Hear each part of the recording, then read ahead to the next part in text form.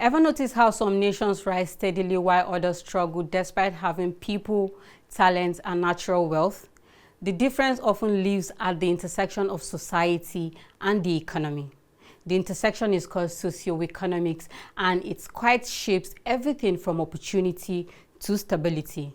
Think of socioeconomics as a living system. The social side includes education, healthcare, gender equity, security, and institutions.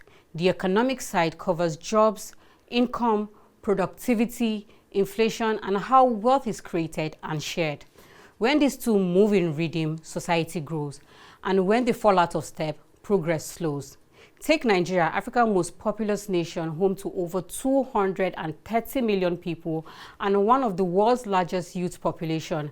Nigeria is rich in natural resources, including oil and gas, which have generated hundreds of billions of dollars over decades. Yet the outcome tells a more complex story. Socially, gaps in education quality, healthcare access, and the regional security continue to affect productivity and life outcomes. For example, millions of children remain out of school, and preventable health conditions still limit workforce participation. These are not just social issues, they are economic constraints. And economically, Nigeria remains heavily dependent on oil, which accounts for most export earning, but employs only a small fraction of the population. Youth unemployment and underemployment remain persistently high, while inflation erodes household purchasing power. Governance failure and corruption have also weakened trust and diverted resources away from public investments. Here's the key connection. A less educated population limits economic diversification. An unstable economy deepens social stress.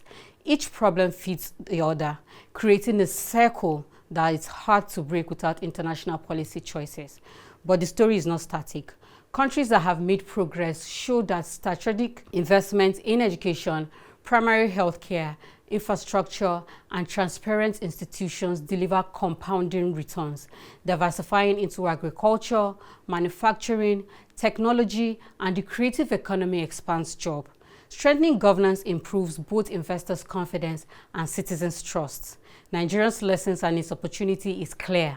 Development is not just about GDP growth or oil prices. It's about whether ordinary people can learn, work, stay healthy, and plan for the future. Socioeconomics reminds us that when people thrive, economies follow. And when systems are aligned, nations don't just grow, they endure.